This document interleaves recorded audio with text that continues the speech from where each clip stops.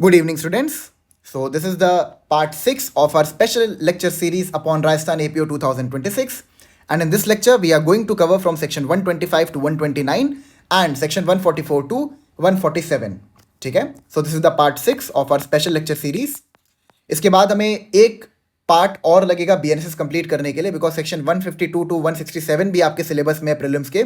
जो भी मेरे लेक्चर को पहली बार देख रहा है, मैं आपको बता दूं कि ये जो लेक्चर्स मैं बना रहा हूँ अभी, ये मैं खाली प्रीलिम्स ओरिएंटेड बना रहा हूँ. ठीक है, इसके बाद फिर हम लोग मेंस की तरफ आगे बढ़ेंगे. ये स्पेशल लेक्चर सीरीज है, इसमें बहुत डिटेल में एंटर नहीं कर रहा टॉपिक्स के ऊपर. यहाँ पर जो अगर आपको डिटेल में लेक्चर्स चाहिए तो उसके लिए मैंने अलग से प्लेलिस्ट बना के रखा है BNSS के ऊपर, आप उसको रेफर कर सकते हैं. यहाँ पे बस मैं स्पेशल लेक्चर सीरीज एक चलाया हूँ. इसका पर्पज़ ये है कि जो भी प्रीलिम्स में आपके इंपॉर्टेंट क्वेश्चंस बन के आ सकते हैं वो मैं आपको बता दूँ. ठीक है, तो डिस्कशन को शुरू करते हैं. तो this is the chapter 9, security for keeping the peace and for good behaviour. ठीक है, ये है आपका सेक्शन 125 से लेके 129. मैं आपको इसका ट्रिक बताता हूं कि इसमें आपको क्या क्या चीजें ध्यान रखनी है. देखिए, जो चैप्टर 9 है ना, ये दो अथॉरिटीज को इंपावर करता है कि वो किसी इंडिविजुअल को एक बॉन्ड या बेल बॉन्ड में एंटर करवा सकते हैं. एंड यहाँ पे पर्पस ये है उनको बॉन्ड या बेल बॉन्ड में एंटर करवाने का कि वो इंडिविजुअल सोसाइटी में रह के गुड बिहेवियर मेंटेन करे और पब्लिक पीस को डिस्टर्ब ना करे. ठीक है, तो हमारे पास यहाँ पे 5 सेक्शंस हैं. उसके बाद आपको ध्यान ये रखना है कि इन सेक्शंस के अंदर 2 अथॉरिटीज इन्वॉल्व हैं. कौन सी अथॉरिटीज हैं? Executive magistrate and judicial magistrate, या फिर जुडिशियल ऑफिसर कर लीजिए. ठीक है, जुडिशियल ऑफिसर और एग्जीक्यूटिव मजिस्ट्रेट किसी इंडिविजुअल को एक बॉन्ड या बेल बॉन्ड में एंटर करवा सकते हैं. एंड बॉन्ड या बेल बॉन्ड में एंटर करवाने का जो पर्पस है वो ये है कि सोसाइटी में वो रह के इंडिविजुअल सोसाइटी में जो पीस है उसको डिस्टर्ब ना करे and along with that good behaviour maintain करे.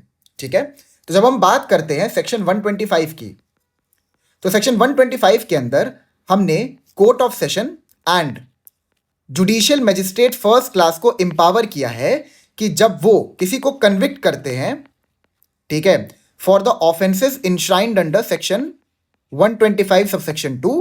ठीक है, अब या तो इन ऑफेंसेस के लिए उस इंडिविजुअल का कन्विक्शन हुआ है, अक्यूज का कन्विक्शन हुआ है, या तो इन ऑफेंसेस के अबेटमेंट के लिए कन्विक्शन हुआ है. ठीक है, ठीक है, अब यहाँ पे कोर्ट ऑफ सेशन या फिर फर्स्ट क्लास मजिस्ट्रेट ने अगर सेक्शन 125 सब सेक्शन 2 में जो इन्यूमरेटेड ऑफेंसेस हैं उसके लिए किसी को कन्विक्ट किया है, ठीक है, तो वो क्या कर सकते हैं? वो उसको 3 साल तक के बॉन्ड या फिर बेल बॉन्ड में एंटर करवा सकते हैं. एंड 3 साल का जो बॉन्ड या बेल बॉन्ड में एंटर करवाने का जो यहाँ पे पर्पस है, जो रीजनिंग है, वो ये है कि जो वो इंडिविजुअल है वो पब्लिक पीस को डिस्टर्ब ना करे. ठीक है, पब्लिक पीस को डिस्टर्ब ना करे एंड गुड बिहेवियर मेंटेन करे. अच्छा, अभी मैंने बोला कन्विक्शन के बात कर सकते हैं. इसका मतलब क्या है? इसका मतलब यहां पर यह है कि जब उसकी कन्विक्शन होगी ना, और उसी टाइम अगर कोर्ट को यहां पे लगता है, कोर्ट की डिस्क्रिशन है, अगर कोर्ट को यहां पे लगता है कि इसको अप टू 3 इयर्स के बॉन्ड या बेल बॉन्ड में एंटर करवाने की आवश्यकता है, तो वो कर सकते हैं. अब आपका सवाल यहां पर यह खड़ा होगा कि अच्छा ठीक है, वो कन्विक्ट हो गया तो उसको जेल जाना पड़ेगा, तो फिर 3 साल का बॉन्ड और बेल बॉन्ड में एंटर करवाने का यहाँ पे पर्पस क्या है? देखिए, जो ये ऑफेंसेस है ना, जो हमें मिलेगा अभी सेक्शन 125 सब सेक्शन 2 के अंदर, इन ऑफेंसेस की पनिशमेंट ना जरूरी नहीं है कि आपको 3 साल तक की मिल रही है. इट कुड बी पॉसिबल कि आपको 3 महीने या 6 महीने बहुत छोटी पनिशमेंट मिल गई. ठीक है, तो जब ये 6 महीने का टाइम पीरियड खत्म हो जाएगा तो उसके बाद आपको अगर आपको बॉन्ड या बेल बॉन्ड में एंटर करवाया गया था eight the time of conviction, तो आपको गुड बिहेवियर मेंटेन करना है जितने भी टाइम के लिए आपको बॉन्ड या बेल बॉन्ड में एंटर करवाया गया था. ठीक है, तो 125 में आपको ध्यान ये रखना है कि जुडिशियल अथॉरिटीज इन्वॉल्व हैं.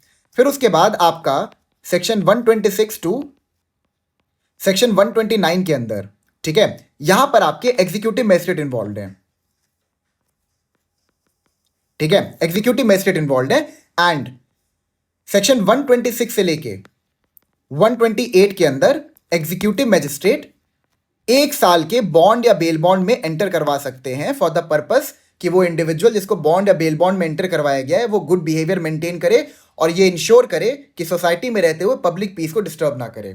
फिर जो सेक्शन 129 है, इसमें भी हमने एग्जीक्यूटिव मजिस्ट्रेट को ही एम्पावर किया है कि वो बॉन्ड या बेल बॉन्ड में एंटर करवा सकते हैं, लेकिन टेन्योर बढ़ा दिया है. ठीक है, और इसके अंदर जो बॉन्ड या बेल बॉन्ड का जो टाइम पीरियड है, it can go up to 3 years. ठीक है, 125 के अंदर हम लोग एंटर तब करेंगे जब कोई judicial officer, specifically the court of session and the judicial magistrate first class, किसी को कन्विक्ट कर देते हैं for the offences enshrined under section 125 to section 125 sub section 2। 126 से लेके 129 के अंदर एग्जीक्यूटिव मजिस्ट्रेट इंपावर्ड है, ठीक है।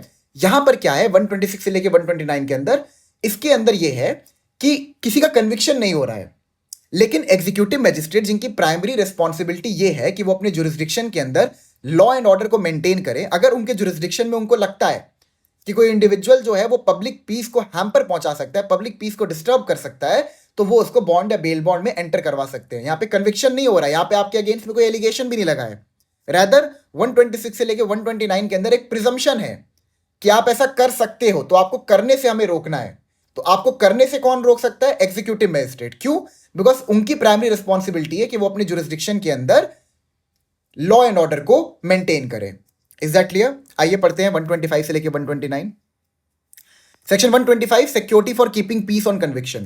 When a court of session or court of a magistrate of the first class convicts a person of any of the offences specified in subsection 2 or of abetting any such offence and is of opinion that it is necessary to take security from such person for keeping the peace, the court may, at the time of passing sentence on such person, order him to execute a bond or bail bond for keeping the peace for such period not exceeding 3 years as it thinks fit. ठीक है, तो section 125 के अंदर authorities कौन सी है? Judicial authorities. कौन specific judicial authorities? Court of session and judicial magistrate first class. ठीक है, अब ये किन ऑफेंसेस के लिए बॉन्ड या बेल बॉन्ड में एंटर करवा सकते हैं? For the offences specified under section 125 subsection 2। अब या तो इन ऑफेंसेस के लिए किया जा सकता है या तो इन ऑफेंसेस के अबेटमेंट के लिए भी किया सकता है, प्रोवाइडेड आपका कन्विक्शन हो गया हो। ठीक है, अब देखिए यहाँ पे क्या लिखा है, or of abetting any such offence and is of opinion, और यहां पर कोर्ट का डिस्क्रिशन है that it is necessary to take security from such person. Court का डिस्क्रिशन है कि ये बहुत जरूरी है कि उस पर्टिकुलर इंडिविजुअल से सिक्योरिटी लिया जाए for keeping the peace the court में at the time of passing sentence on such person. मतलब कि मैंने आपको बताया था ना कि जब एक ट्रायल चलता है तो जब यहां पे जजमेंट आता है तो ये फाइनल डेट नहीं होता है प्रोसीडिंग का, जजमेंट के बाद सेंटेंस हियरिंग होता है। ठीक है, तो सेंटेंस हियरिंग के टाइम पे लेकिन जब उसको सेंटेंस अवॉर्ड किया जाएगा उस टाइम पर उसको बॉन्ड या बेल बॉन्ड में एंटर करवाया जाएगा, जिसका मैक्सिमम टेन्योर कितना हो सकता है? 3 साल। Is that clear? ठीक है, अब आइए ऑफेंसेस को पढ़ते हैं। Any offence punishable under chapter 11 of Bharatiya Nyaya Sanhita. Chapter 11 it relates to offences against the public tranquillity. ठीक है, इसमें आपके वो सारे ऑफेंसेस कवर हो जाते हैं लाइक अनलॉफुल असेंबली,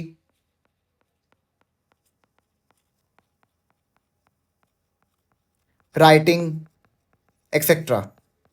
ठीक है, आगे है आपका other than an offence punishable under subsection 1 of section 193 और सेक्शन 196 और सेक्शन 197। अब चैप्टर 11 के अंदर ही सेक्शन 193 सबसेक्शन 1 है, 196 है एंड 197 है, बट इन ऑफेंसेस में कन्विक्शन के बाद आप बॉन्ड या बेल बॉन्ड में एंटर नहीं करवाओगे। ठीक है, 193 जो है आपका it basically relates to the liability of an individual जिसकी प्रॉपर्टी पे राइटिंग या फिर अनलॉफुल असेंबली जो है दैट टुक प्लेस। ठीक है, 196 जो है वो है कि अगर कोई इंडिविजुअल किन्हीं दो ग्रुप्स के बीच में एनमिटी पैदा करता है on the ground of religion, race etcetera, तो उसको हम पनिश कर सकते हैं।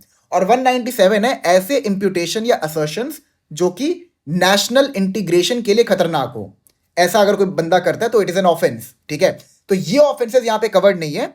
अदर देन दिस ऑफेंसेस, जितने भी ऑफेंसेस चैप्टर 11 के अंदर है उसमें आप बॉन्ड या बेल बॉन्ड में एंटर करवा सकते हो, लाइक अनलॉफुल असेंबली, राइटिंग वगैरह। ठीक है, बी में देखते हैं क्या है, एनी ऑफेंस, इनके सेक्शंस छोड़िए, एक सेक्शन में दे, any offence which consist of or includes assault using criminal force or committing mischief. अगर आपने असॉल्ट, क्रिमिनल फोर्स या मिसचीफ का ऑफेंस किया है तब भी हम आपको 3 साल के बॉन्ड या बेल बॉन्ड में एंटर करवा सकते हैं। या फिर आपने कोई ऐसा ऑफेंस कमिट किया है जिसके इंग्रेडिएंट में ही असॉल्ट, क्रिमिनल फोर्स या मिसचीफ हो, तो वहां पे भी हम आपको 3 साल के बॉन्ड या बेल बॉन्ड में एंटर करवा सकते हैं। ठीक है, जो आपका ये असॉल्ट है ये डिफाइंड है सेक्शन 130 बीएनएस के अंदर, क्रिमिनल फोर्स डिफाइंड है सेक्शन 129 बीएनएस के अंदर, एंड मिसचीफ आपका डिफाइंड है सेक्शन 324 बीएनएस के अंदर। ठीक है, अगला है any offence of criminal intimidation. Criminal intimidation कहां डिफाइंड है? सेक्शन 351 BNS, ठीक है। डी है any other offence which caused or was intended or known to be likely to cause a breach of the peace. तो ऐसा कोई भी अगर ऑफेंस BNS के अंदर स्पेसिफाइड है जो कि ऐसे एक्शंस को, ऐसे एक्ट या ओमिशंस को पनिश करता है जिससे कि ब्रीच ऑफ द पीस हो सकता है, तो वो भी यहां पर कवर्ड है। एंड उसमें भी हम 3 साल के बॉन्ड या बेल बॉन्ड में आपको एंटर करवा सकते हैं।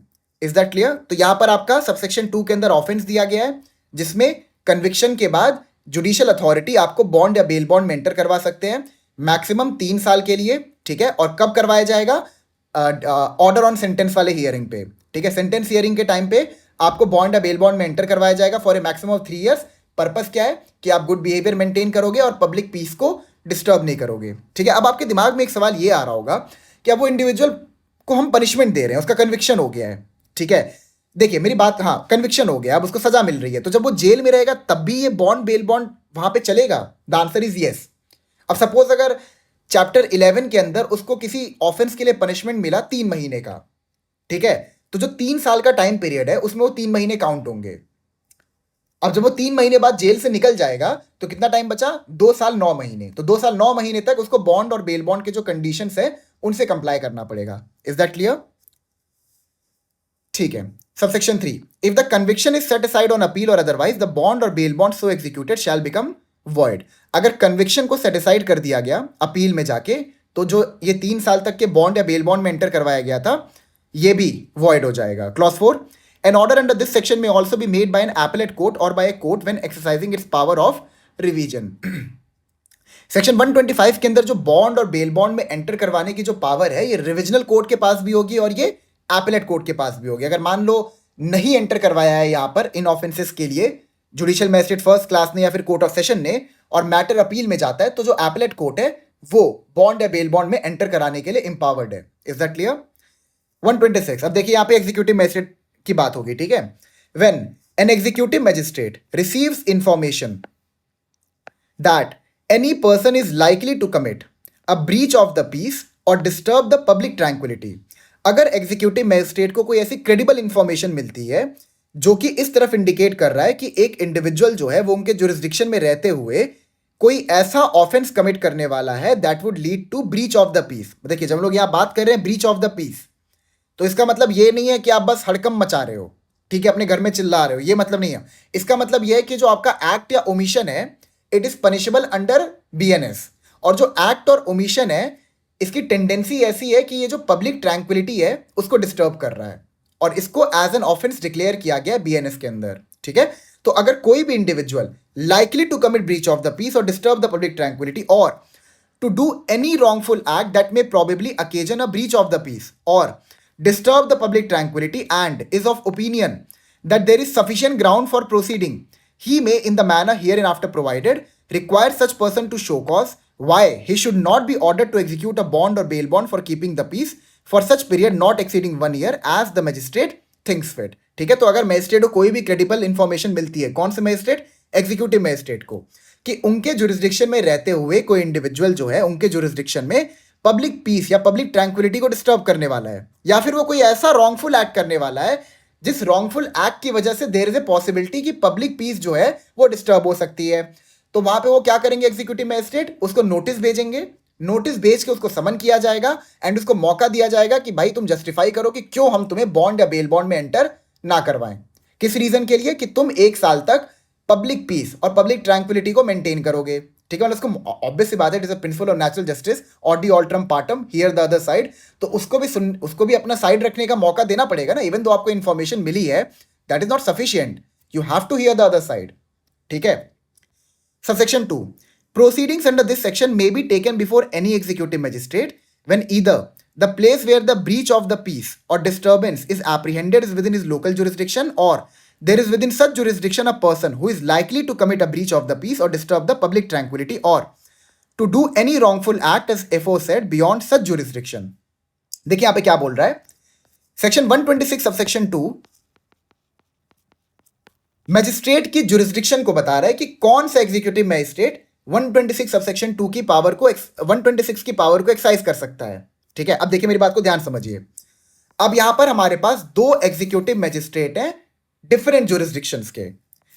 ये एग्जीक्यूटिव मैजिस्ट्रेट जो है ये इस जुरिस्डिक्शन के हैं और ये एग्जीक्यूटिव मैजिस्ट्रेट इस जुरिस्डिक्शन के हैं, ठीक है। अब सपोज जो बंदा ब्रीच ऑफ पीस कमिट करने वाला है वो इस एग्जीक्यूटिव मैजिस्ट्रेट के जुरिस्डिक्शन में रहता है और जो वो कमिट करने वाला है ब्रीच ऑफ द पीस वो इस एग्जीक्यूटिव मैजिस्ट्रेट के जुरिस्डिक्शन में करने वाला है, ठीक है। तो सेक्शन 126 सबसेक्शन 2 ये कहता है कि इन सिचुएशंस में जहां पर एक इंडिविजुअल एक जुरिस्डिक्शन में रह रहा है और दूसरे जुरिस्डिक्शन में ब्रीच ऑफ पीस कमिट करने वाला है, इस सिचुएशन में दोनों ही जुरिस्डिक्शन के एग्जीक्यूटिव मैजिस्ट्रेट जो हैं they are empowered to enter और to use the power under section 126। Is that clear? दोनों ही जुरिस्डिक्शन के एग्जीक्यूटिव मैजिस्ट्रेट 126 की पावर को एक्सरसाइज कर सकते हैं। Is that clear? आइए 127 पे बढ़ते हैं। Security for good behaviour from persons disseminating certain matters. अब देखिए 127 बेसिकली क्या है, ये ऐसे इंडिविजुअल्स को रोकने के लिए इंपावर करता है एग्जीक्यूटिव मैजिस्ट्रेट को जो कोई ऐसा मैटर डिसमिनेट करने वाले यानी फैलाने वाले upon the public, like you know written form में या ओरल फॉर्म में वो किसी पर्टिकुलर डॉक्यूमेंट को पब्लिक में बांटने वाले हैं, ठीक है। और जो वो पर्टिकुलर डॉक्यूमेंट जो वो बांटने वाले हैं पब्लिक में, उसका बांटना एक ऑफेंस है, तो उसको बांटने से रोकने के लिए हमने सेक्शन 127 के अंदर एग्जीक्यूटिव मैजिस्ट्रेट को इंपावर किया है। आइए पढ़ते हैं इसमें क्या है। When an executive magistrate receives information that there is within his local jurisdiction any person who, within or without such jurisdiction, either orally or in writing or in other manner, intentionally disseminates or attempts to disseminate or abets the dissemination of, ठीक है। अब देखिए यहां पर हमने किस magistrate को empower किया है 127 के अंदर पावर एक्सरसाइज करने के लिए, डिसेमिनेशन से रोकने के लिए। देखिए यहां पर क्या है, यही सेम लेते हैं,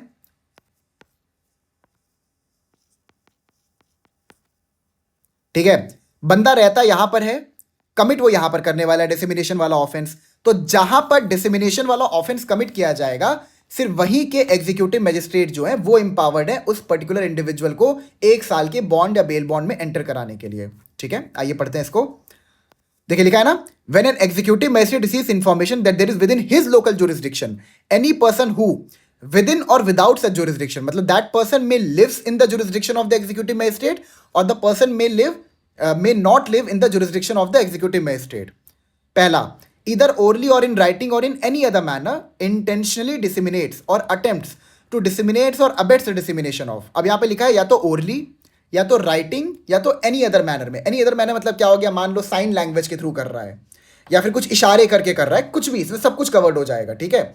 और इन एनी अदर मैनर, और लाइक इलेक्ट्रॉनिक कम्युनिकेशन के माध्यम से भी जो आप करते हो वो भी कवर्ड हो जाएगा एनी अदर मैनर में, ठीक है। बहुत वाइड इसको एम्पलीट्यूड दिया गया है, मतलब इसका एप्लीकेशन बहुत वाइड है, ठीक है।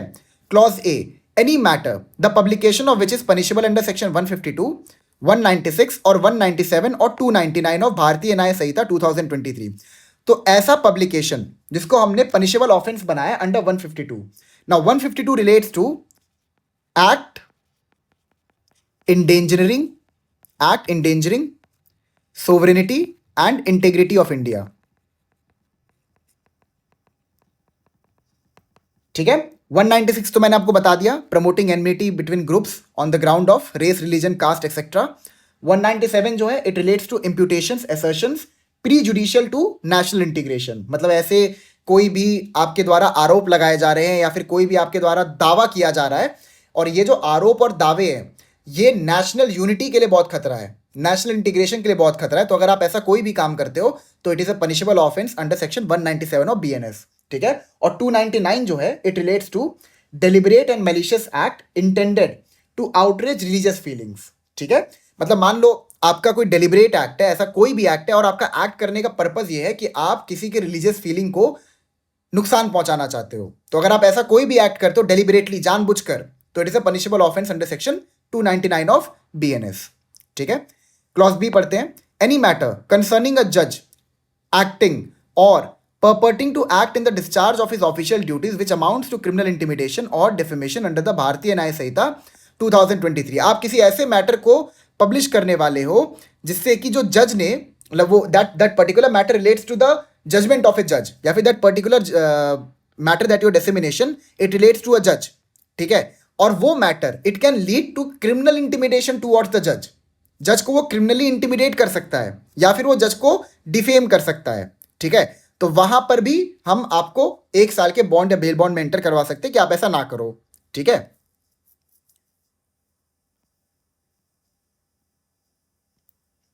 ठीक है, अब देखिए यहां पे क्या टर्म यूज हुआ है, इंटेंशनली डिसिमिनेट्स और अटेम्प्ट्स टू डिसिमिनेट। तो अगर उसने डिसिमिनेशन कर दिया है या फिर वो डिसिमिनेशन करने वाला है, तो दोनों ही सिचुएशन में हम लोग सेक्शन 127 के अंदर एंटर कर सकते हैं, ठीक है। अब क्लॉज 2 देखते हैं। Makes, produces, publishes or keeps for sale, imports, exports, conveys, sells, lets to hire, distributes, publicly exhibits, or in any other manner puts into circulation any obscene matter such as is referred to in section 294 of BNS 2023, ठीक है। This basically relates to obscenity. तो अगर कोई individual कोई obscene content या तो writing में any other manner में ओरली डिसिमिनेट कर रहा है, या तो डिसिमिनेट कर चुका है, या तो अटेम्प्ट कर रहा है डिसिमिनेट करने का, तो उसको भी हम बॉन्ड या बेल बॉन्ड में एंटर करवा सकते हैं।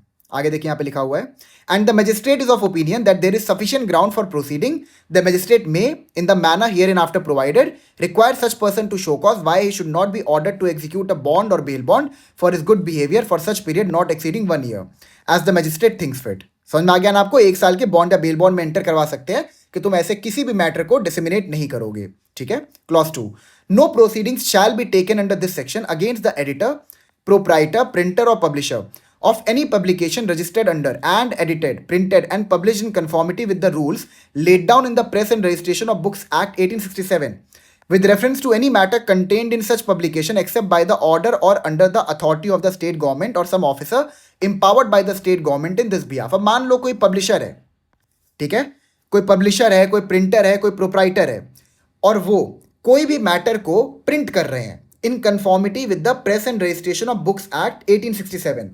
ये कानून है, कानून से कंप्लाई करते हुए किसी भी मैटर को प्रिंट कर रहे हैं, लेकिन आपको लगता है कि जो उन्होंने जो प्रिंटिंग किया है it relates to the offences contained under subsection 1, ठीक है, और वहां पर आपको उनको लाइक बॉन्ड या बेल बॉन्ड में एंटर करवाना है, ठीक है।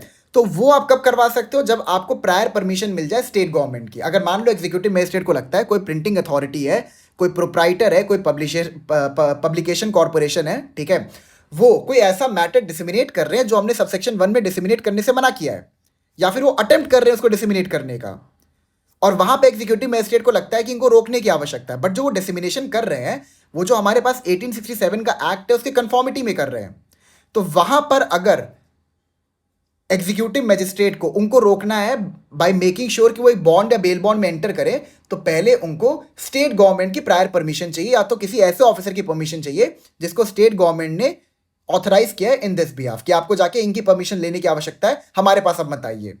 Is that clear? 128 में एंटर करते हैं।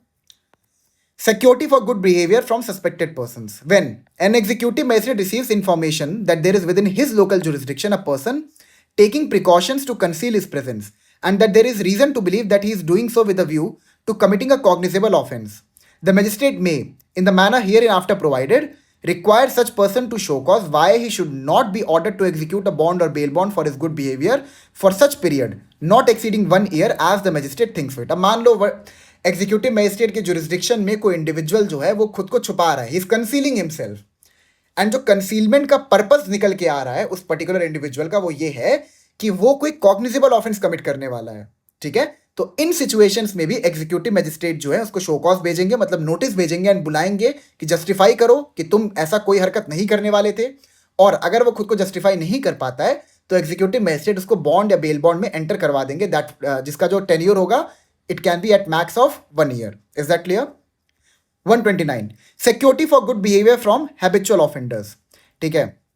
अब इसमें बस आप इतना ध्यान रखिए कि habitual offender कोई अगर है, ठीक है, तो उसको 3 साल तक के बॉन्ड या बेल बॉन्ड में एंटर करवाया जा सकता है, ठीक है। बस इतना ध्यान रखिए, इसको आप लोग खुद रीड कर लीजिएगा, इसमें बहुत सारे प्रोविजंस इन्वॉल्व है, तो it would be a waste of time क्योंकि ये प्रोविजंस तो मैं आपको समझा नहीं रहा हूँ।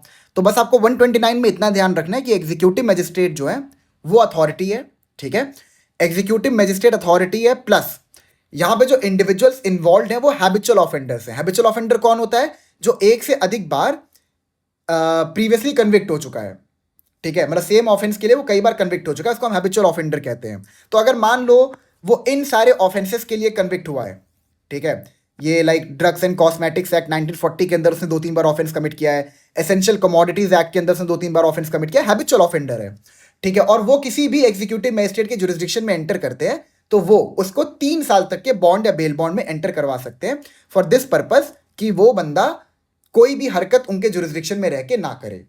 Is that clear? चलो अब एक काम करते हैं, 144 की तरफ आगे बढ़ते हैं। मेंटेनेंस भी कर लेते हैं जल्दी से हम लोग, ज्यादा बड़ा नहीं है मेंटेनेंस और बहुत आसान है, ठीक है। Chapter 10 order for maintenance of wife's children and parents, आइए इसको पढ़ते हैं। Order for maintenance of wife's children and parents if any person having sufficient means neglects और रिफ्यूज टू मेंटेन। सबसेक्शन 1 का जो हेडलाइन है वो क्या कहता है कि अगर कोई भी ऐसा पर्सन है जिसके पास सफिशिएंट मींस है, इसका मतलब क्या है, भरपूर पैसा, ठीक है, उसका भरपूर इतना पैसा है कि लाइक वो खुद को भी मेंटेन कर सकता है, प्लस जो यहाँ पे नीचे जो ये इंडिविजुअल्स जो लिखे हुए हैं इनको भी मेंटेन कर सकता है, ठीक है। पर पहली चीज, दूसरी चीज, जो नीचे यहाँ पर इंडिविजुअल्स का नाम लिखा हुआ है इनको वो मेंटेन करने से मना करता है। अब इनको मेंटेन करना उसका लीगल ऑब्लिगेशन है और वो मेंटेन करने से मना करता है, ठीक है। आइए पढ़ते हैं कौन कौन। His wife unable to maintain herself और हिज लेजिटिमेट और इलेजिटिमेट चाइल्ड। देखिए मैं आपको बता दूं, यहां पर लेजिटिमेट और इलेजिटिमेट से पहले माइनर आएगा। अब वो माइनर क्यों आएगा, आप मेरे 144 के लेक्चर को रेफर कर सकते हैं बीएनएसएस में, आपको पूरी क्लैरिटी मिल जाएगी, यहां पर मैं दोबारा समझाना नहीं चाह रहा, ठीक है। तो इसको आप कैसे पढ़ोगे, हिज लेजिटिमेट और illegitimate minor child whether married or not unable to maintain itself. C, his legitimate or illegitimate child not being a married daughter who has attained majority where such child is by reason of any physical or mental abnormality or injury unable to maintain itself or his father or mother unable to maintain himself or herself. तो basically section 144 के अंदर हम लोग किसी भी person को जिसके पास सफिशिएंट मीन्स है,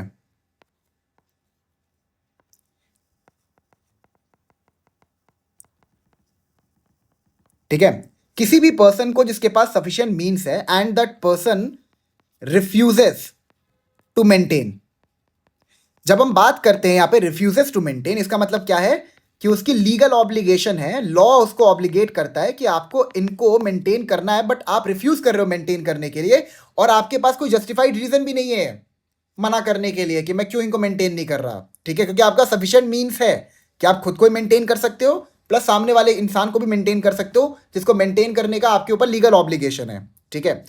अब यहां पे वो सामने वाले पर्सन कौन कौन है, पहला है वाइफ जो कि खुद को मेंटेन नहीं कर सकती, दूसरा है आपका माइनर, लेजिटिमेट और इलेजिटिमेट चाइल्ड, ठीक है, तीसरा है आपका मेजर और माइनर, लेजिटिमेट और illegitimate child who due to any physical और mental abnormality is unable to maintain himself, ठीक है। और चौथा है आपका फादर एंड मदर। अच्छा मेरी बात को ध्यान रखिएगा, जब हम लोग यहाँ पे बात करते हैं इलेजिटिमेट चाइल्ड का, ठीक है, जब हम लोग यहाँ बात करते हैं लेजिटिमेट चाइल्ड और इलेजिटिमेट चाइल्ड की, ठीक है, तो मैं आपको बता दूं कि लेजिटिमेट चाइल्ड वो हर एक बच्चा होता है जो चाहे किसी वैलिड मैरिज से पैदा हो, चाहे किसी वॉइड मैरिज से पैदा हो या किसी वॉइडेबल मैरिज से पैदा हो, ठीक है। चाहे बच्चा वॉइड मैरिज से पैदा हो, वॉइडेबल से हो या वैलिड से हो, तीनों ही सिचुएशन में वो बच्चा जो है लेजिटिमेट ही कहलाएगा, क्योंकि सेक्शन 16 के अंदर, सेक्शन 16 हिंदू मैरिज एक्ट के अंदर हमने एक लीगल फिक्शन क्रिएट किया है and through that legal fiction हमने ये डिक्लेयर किया है कि the children begotten out of void and voidable marriage are also legitimate because we can not punish the child for the folly of the parents. माँ बाप की गलती के लिए हम बच्चे को पनिश नहीं करेंगे। जब हम लोग बात करते हैं इलेजिटिमेट चाइल्ड की, तो इलेजिटिमेट चाइल्ड वो होता है जो किसी इंसान को किसी मिस्ट्रेस से पैदा होता है, ठीक है। मिस्ट्रेस का मतलब होता है आउट ऑफ वेडलॉक। लाइक अगर आप वॉइड या वॉइडेबल मैरिज आपकी हुई है, ठीक है, वॉइड मैरिज मतलब वो मैरिज जो है वो लॉ की नजरों में सब्सिस्ट ही नहीं करता, वॉइडेबल मैरिज यहां पर यह है कि अगर एक पार्टी चाहे तो मैरिज को अवॉइड कर सकता है, मतलब आफ्टर, अगर मान लो कोई माइनर था, 14-15 साल का लड़का या लड़की था, उनकी शादी करा दी गई माइनॉरिटी में, तो जब वो मेजर हो जाएंगे तो उनके पास ये पावर है कि वो शादी को अवॉइड कर सकते हैं। That's what voidable marriage is, ठीक है। हाँ, अब मान लो आप किसी पर्टिकुलर इंडिविजुअल के साथ जो शादी की प्रथाएं हैं उससे होके गुजरे ही नहीं हो और उससे आपको बच्चा हो गया, तो उसे हम कहेंगे इलेजिटिमेट चाइल्ड, ठीक है। लेकिन ध्यान रहे, वॉइड, वैलिड एंड वॉइडेबल तीनों से हुए बच्चों को हम क्या कहते हैं? लेजिटिमेट चाइल्ड, ठीक है। मिस्टेक से हुए बच्चे को हम कहते हैं इलेजिटिमेट चाइल्ड। तो यहां पर सेक्शन 144 जो है यह आपके ऊपर एक लीगल ऑब्लिगेशन डालता है कि आपको वाइफ को मेंटेन करना है जो खुद को मेंटेन ना कर सके। अगर आपका कोई माइनर लेजिटिमेट या इलेजिटिमेट चाइल्ड है उसको आपको मेंटेन करना है। अगर आपका कोई मेजर चाइल्ड भी है लेकिन वो मेजर चाइल्ड जो है फिजिकली या मेंटली एबनॉर्मल है तो उसको भी आपको मेंटेन करना है। प्लस आपकी रिस्पॉन्सिबिलिटी है कि आप अपने फादर और मदर को भी मेंटेन करोगे, प्रोवाइडेड आपके पास सफिशिएंट मीन्स है एंड आप इनको मेंटेन करने से निग्लेक्ट कर रहे हो, ठीक है। समझ में आ गया आपको इसमें? अब देखिए, अब यहां पे किसके पास आपको एप्लीकेशन फाइल करना है 144 की मेंटेनेंस की, ठीक है। अब magistrate of the first class, तो किसके पास एप्लीकेशन जाएगा? Magistrate of the first class के पास। May upon proof of such neglect और refusal order such person to make a monthly allowance for the maintenance of his wife और such child, father और mother at such monthly rate as such magistrate thinks fit and to pay the same to such person as the magistrate may from time to time direct। तो जब आप application file करोगे 144 के अंदर, ठीक है, तो इस एप्लीकेशन के बाद जब आपको जब वहाँ पे जो एग्रीव पार्टी है जब वो प्रूफ कर देगी ये चीज़ कि इस पर्टिकुलर इंडिविजुअल ने हमको मेंटेन करने से निग्लेक्ट किया है, तो वहाँ पर क्या होगा? वहाँ पर जुडिशियल मजिस्ट्रेट फर्स्ट क्लास आपको ऑर्डर कर सकते हैं कि आपको मंथली इतना पैसा इनको पे करना है। Is that clear? ठीक है। नेक्स्ट प्रोवाइजो है, provided that the magistrate may order the father of a female child referred to in clause B to make such allowance until she attains her majority if the magistrate is satisfied that the husband of such female child if married is not possessed of sufficient means। अब यहां पर ये क्या कह रहा है? यहां पर ये कह रहा है कि देखिए क्लॉज बी के अंदर क्या लिखा हुआ है? हिज लेजिटिमेट और इलेजिटिमेट चाइल्ड वेदर मैरिड और not unable to maintain itself. देखिए मैं आपको एक बात बताता हूं, अगर माइनॉरिटी में आपकी शादी हो जाती है तो वो शादी वॉइडेबल होता है, वॉइड नहीं होता है पर से, इट इज वॉइडेबल। मतलब अगर आप उसको अवॉइड नहीं करते हो तो मैरिज जो है it will remain perfectly valid, उस पर कोई भी प्रॉब्लम नहीं आएगा, ठीक है, जब तक आप उसको अवॉइड ना करो। अवॉइड करने का आपके पास पावर है। अगर आपको माइनॉरिटी में आपकी शादी करवा दी गई है तो मेजर होने के बाद या उससे पहले भी आप उस शादी को अवॉइड कर सकते हो, उससे हम आपको नहीं रोक रहे। लेकिन ध्यान आपको ये देना है कि even though the marriage is, हाँ अब यहाँ पे क्या कह रहा है जो इसका प्रोवाइजो है, ये कह रहा है कि अगर मान लो आपकी किसी माइनर चाइल्ड की शादी हो गई तो the marriage is voidable. Voidable मतलब क्या? Until avoided it is perfectly valid, ठीक है। तो अगर आपके माइनर चाइल्ड की अगर शादी हो गई है और जिस भी इंडिविजुअल से शादी हुई है उसके पास इतने सफिशिएंट मीन्स नहीं है कि वो आपके माइनर चाइल्ड को सस्टेन कर सके, उसको मेंटेन कर सके, तो यहां पर हम फादर के ऊपर ऑब्लिगेशन डालेंगे कि जब तक वो मेजर ना हो जाए तब तक आप उस माइनर चाइल्ड की मेंटेनेंस का खर्चा आप उठाओगे। Is that clear? 18 साल के बाद आपके ऊपर से ऑब्लिगेशन खत्म। अच्छा 18 साल के बाद क्या होगा? 18 साल के बाद फिर हस्बैंड के ऊपर ऑब्लिगेशन आ जाएगा। पहले फादर के ऊपर है, 18 साल से अगर कम है और माइनर चाइल्ड को अगर मेंटेन करने से कोई रिफ्यूज कर रहा है, ठीक है, तो पहले हम ऑब्लिगेशन डाल रहे हैं फादर के ऊपर और जब वो 18 साल के हो जाएंगे उसके बाद हम डालेंगे हस्बैंड के ऊपर। Is that clear? ठीक है। Second proviso, provided further that the magistrate में during the pendency of the proceeding regarding monthly allowance for the maintenance under this subsection order such person to make a monthly allowance for the interim maintenance of his wife or such child, father or mother and the expenses of such proceeding which the magistrate considers reasonable and to pay the same to such person as the magistrate may from time to time direct। यहां पर basically ये बात हो रहा है कि अगर जो एग्रीव पार्टी है जो मेंटेनेंस क्लेम कर रही है अगर वो चाहे तो एक एप्लीकेशन मूव कर सकते हैं फॉर इंटरिम मेंटेनेंस। मतलब क्या? जब तक प्रोसीडिंग चल रहा है तब तक भी मुझे कुछ मेंटेनेंस का अमाउंट दिया जाए, क्योंकि जब तक प्रोसीडिंग चलेगा तब तक भी मैं खुद को सस्टेन नहीं कर सकता, ठीक है, मैं खुद को सस्टेन नहीं कर सकता। तो मैं ये चाहता हूं कि जिस पर्सन का लीगल ऑब्लिगेशन है मुझे मेंटेन करने का, उससे आप इंटरिम मेंटेनेंस के लिए ऑर्डर कर दीजिए कि वो मुझे इंटरिम मेंटेनेंस पे करे, ठीक है। तो यहां पर जो सेकंड प्रोवाइजो है वो जुडिशियल मजिस्ट्रेट फर्स्ट क्लास को एम्पावर करता है कि वो इंटरिम मेंटेनेंस का ऑर्डर पास कर सकते हैं, प्लस जो यहां पर जो ऑपोजिट पार्टी है, जो जो एग्रीव पार्टी नहीं है, उसको ऑर्डर कर सकते हैं कि प्रोसीडिंग का खर्चा भी एग्रीव पार्टी का तुम ही उठाओगे। Is that clear? Third proviso, provided also that an application for the monthly allowance for the interim maintenance and expenses of proceeding under the second proviso shall, as far as possible, be disposed within 60 days from the date of the service of notice of the application to such person। अब जब interim maintenance का application file होगा, ठीक है, तो यहां पर इस एप्लीकेशन का नोटिस भेजा जाएगा, ठीक है, नोटिस भेजा जाएगा रिस्पोंडेंट को। यहां पे ये एक्यूज नहीं होता है, ठीक है, it is respondent and defendant, जो भी आप इसको कहना चाहते हो, ठीक है, भेजा जाएगा। तो जब इसको नोटिस सर्व हो जाएगा तो 60 दिन के अंदर आपको इंटरिम मेंटेनेंस की एप्लीकेशन को डिस्पोज ऑफ करना है। ध्यान रखिएगा, ये 60 दिन का जो टाइम पीरियड है बहुत इंपॉर्टेंट है, प्रीलिम्स में आपसे पूछ सकता है, तो इसको ध्यान रखिएगा, ठीक है। Explanation, for the purposes of this chapter, wife includes a woman who has been divorced by or has obtained a divorce from her husband and has not remarried। Explanation ये कहता है कि जो ऊपर हमने वाइफ टर्म पढ़ा है उसके अंदर डिवोर्स्ड वाइफ भी कवर्ड है, provided that divorced wife has not remarried. Is that clear? Clause 2, any such allowance for the maintenance or interim maintenance and expenses of proceeding shall be payable from the date of the order, or if so ordered, from the date of the application for maintenance or interim maintenance and expenses of proceeding as the case may be। जो maintenance का order है, it can come into force from the date of the order, मतलब जिस दिन court ने order किया maintenance पे करने के लिए उस दिन से ही फोर्स में आ सकता है, या फिर हम इसको रेट्रोस्पेक्टिव इफेक्ट भी दे सकते हैं, एंड जिस दिन एप्लीकेशन फाइल हुआ था उस दिन से भी हम कैलकुलेट कर सकते हैं और आपको मेंटेनेंस पे करने के लिए ऑर्डर कर सकते हैं, ठीक है।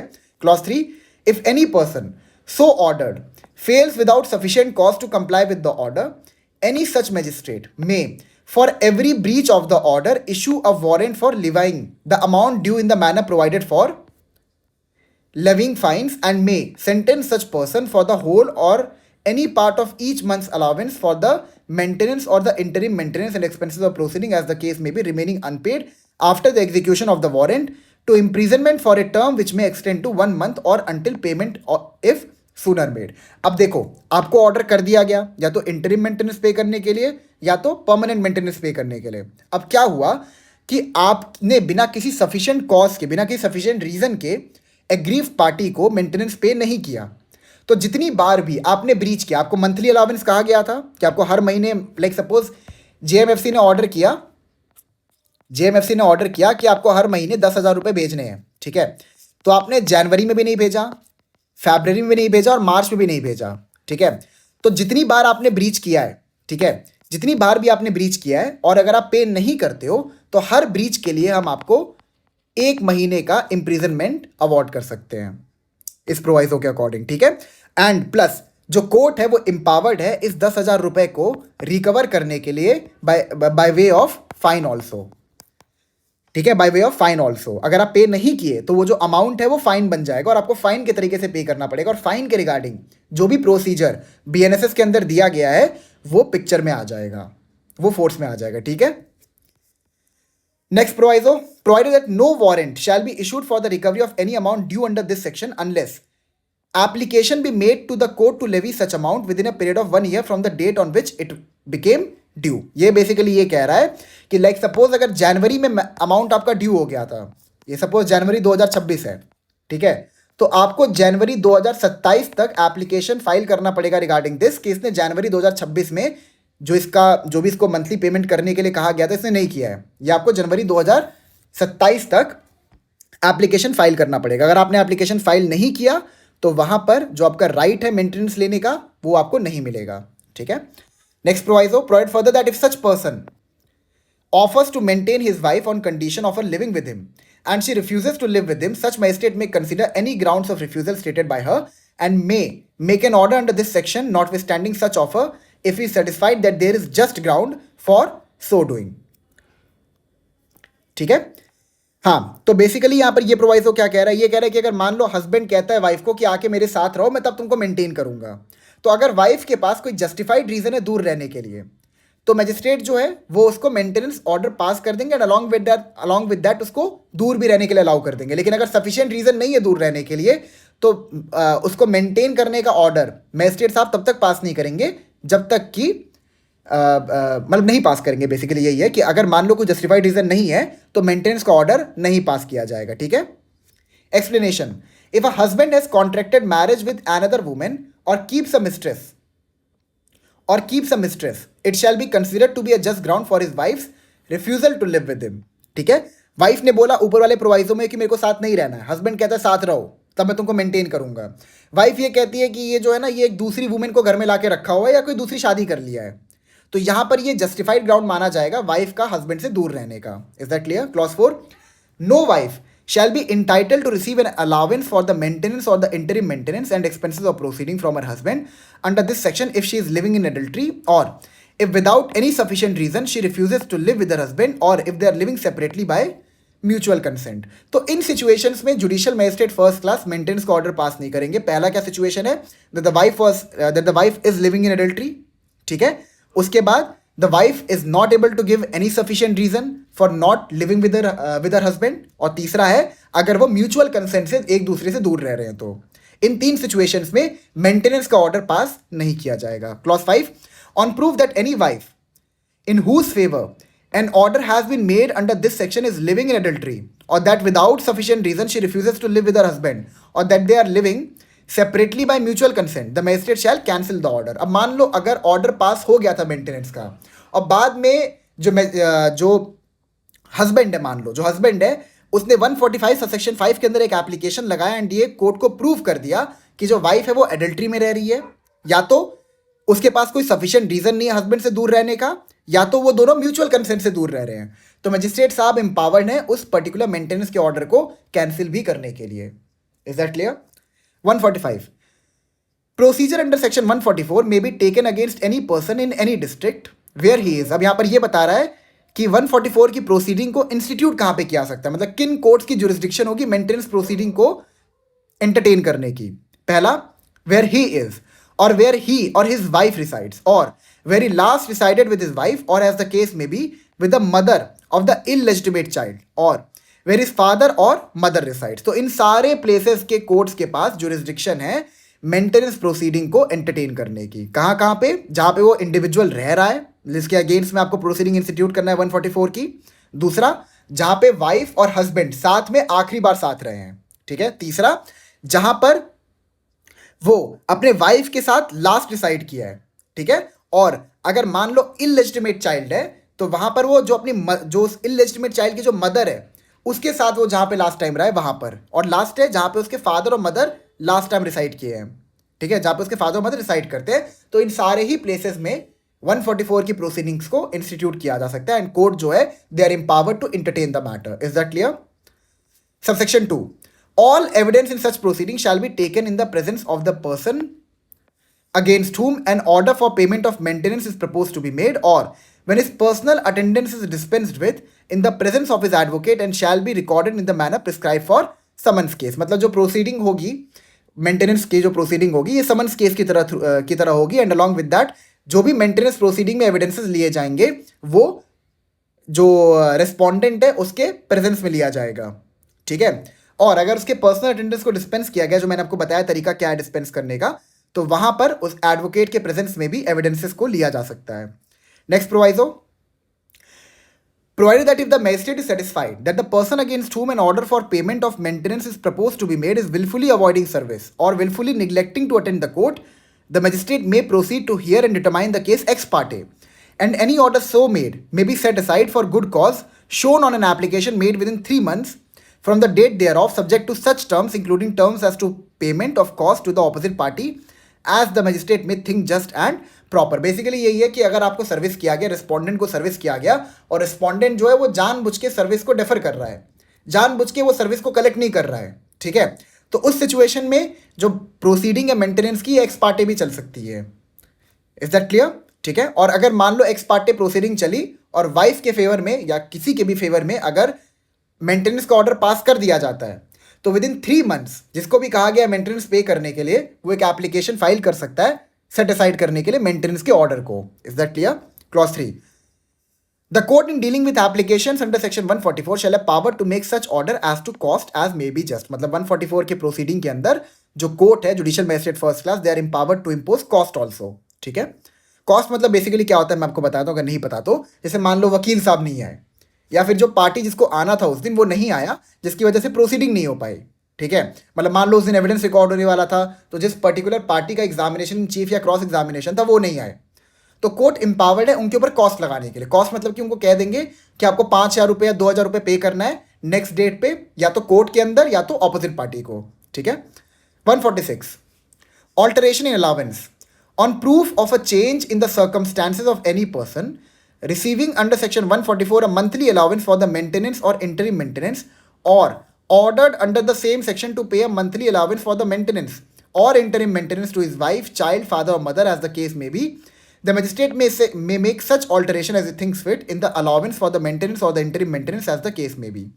बेसिकली सबसेक्शन 1 ये कहता है कि देखो यार, अगर सर्कमस्टेंसेस चेंज होते हैं, अगर सर्कमस्टेंसेस अच्छे हो गए, जिसको मेंटेनेंस पे करना था उसके सर्कमस्टेंसेस और अच्छे हो गए, तो वहाँ पर जो मंथली अलाउंस बोला गया था उसका जो अमाउंट है उसको इंक्रीज किया जा सकता है। और अगर सर्कमस्टेंसेस खराब हो गए तो जो मंथली अलाउंस का अमाउंट है उसको डिक्रीज भी किया सकता है, ठीक है। Clause 2, where it appears to the magistrate that in consequence of any decision of a competent civil court, any order made under section 144 should be cancelled or varied, he shall cancel the order or as the case may be vary the same accordingly। क्या मतलब हुआ इसका? देखो, maintenance जो है वो आप BNSS के अंदर तो क्लेम कर सकते हो, अलॉन्ग विद दैट बहुत सारे पैरेलल लेजिस्लेशन भी हैं जो आपको एम्पावर करता है कि आप मेंटेनेंस सिविल कोड के थ्रू भी क्लेम कर सकते हो। Like for example, I don't remember exactly, but it's probably between section 22 to 26 of HMA, Hindu marriage act, ठीक है। इसके अंदर आप मेंटेनेंस क्लेम कर सकते हो। फिर सेक्शन 18 ऑफ हामा, Hindu adoption and maintenance act, इसके अंदर भी आप मेंटेनेंस क्लेम कर सकते हो सिविल कोर्ट के थ्रू। तो बेसिकली यहाँ पर सब सेक्शन 2 क्या कहता है कि अगर किसी कॉम्पिटेंट सिविल कोर्ट ने कोई भी मेंटेनेंस का ऑर्डर किया है, तो उस मेंटेनेंस के ऑर्डर को ध्यान में रखते हुए जो 144 का मेंटेनेंस था उसके अमाउंट को या तो वेरी किया जा सकता है या फिर ऑल टुगेदर कैंसिल किया जा सकता है, ठीक है। मान लो 144 के अंदर आपको कहा गया 5,000 रुपये मेंटेनेंस पे करने के लिए, ठीक है।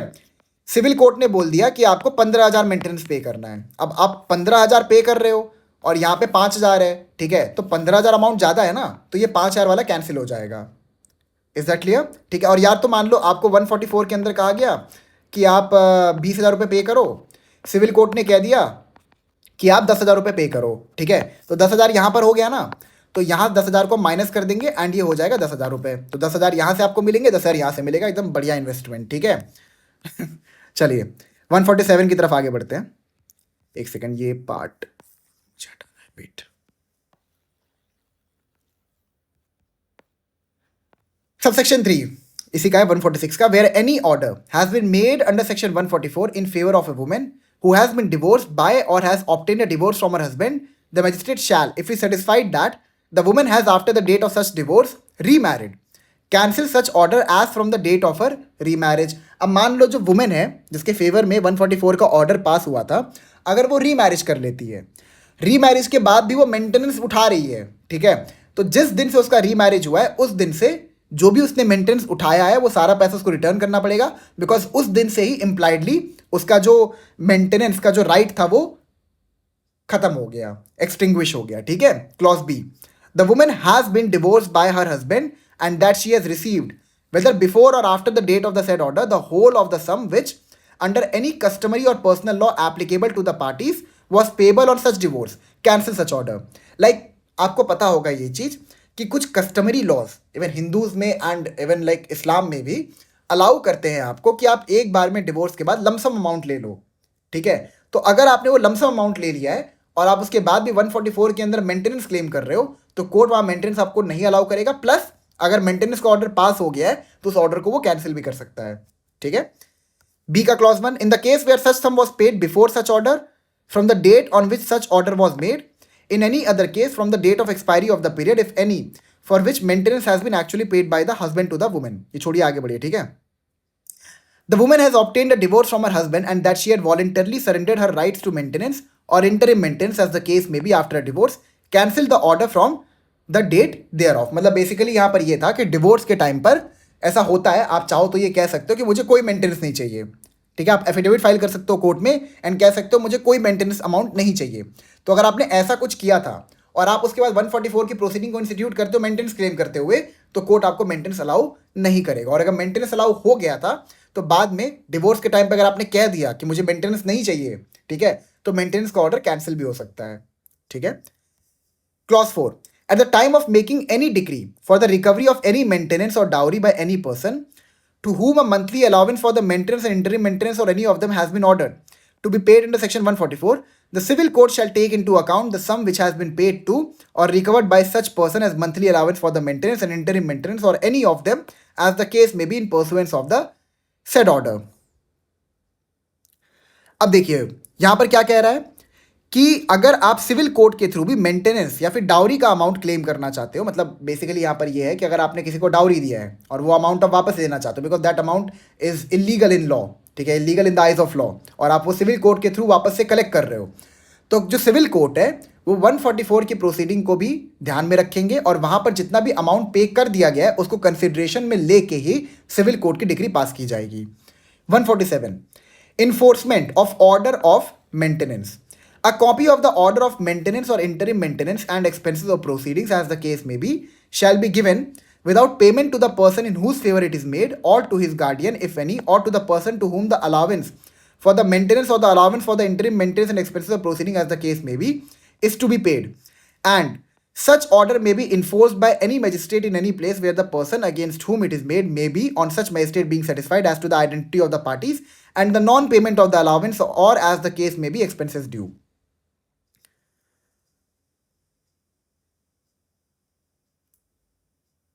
एक सेकेंड, हाँ अब देखिए 147 क्या कहता है कि जिसके भी फेवर में मेंटेनेंस का ऑर्डर आया है, ठीक है, उसको आप एक मेंटेनेंस के ऑर्डर की कॉपी दोगे। क्यों दोगे? अब देखो जरूरी नहीं है ना कि आपने जिस ज्यूरिसडिक्शन के कोर्ट में मैटर को इंस्टीट्यूट किया है आप उसी के ज्यूरिसडिक्शन में रहोगे, हो सकता है बाद में कहीं और शिफ्ट हो जाओ रहने के लिए, ठीक है। तो अब आपको हम यहाँ पर ऑर्डर की कॉपी क्यों दे रहे हैं? ताकि आपको अगर मान लीजिए वो जो इंडिविजुअल जिसको कहा गया कि आपको मेंटेनेंस पे करना है वो डिफॉल्ट कर जाता है मेंटेनेंस पे करने में, तो आप उस ऑर्डर को यूज करके किसी भी जगह पे अगर इंडिया में रह रहे हो वहां पर उस मेंटेनेंस के प्रोसीडिंग को उस मेंटेनेंस के अमाउंट को क्लेम कर सकते हो वाइड दैट ऑर्डर। इतना आपको ध्यान रखना है कि 147 के अंदर क्या है कि एक आपको कॉपी दी जाएगी, ठीक है, जो भी मेंटेनेंस प्रोसीडिंग था जो आपका फाइनल ऑर्डर पास होता है उसकी कॉपी एक दी जाएगी फ्री ऑफ कॉस्ट, ठीक है। और उस कॉपी के थ्रू अगर मान लो किसी भी बीच में वो इंडिविजुअल जो है पैसा पे करने से डिफॉल्ट कर जाता है तो उस पैसे को आप रिसीव कर सकते हो by that copy. You can institute any proceeding anywhere in India. समझ में आ गया आपको? चलिए तो ये हो गया आपका। अब अगला हमें क्या करना है, सेक्शन 162, ठीक है, थोड़ा सा बड़ा है 162 बट इसको मैं छोटा करके आपको बता दूंगा। एक सेकंड, ये 163 से है या 162 से? Wait, let me just check it once.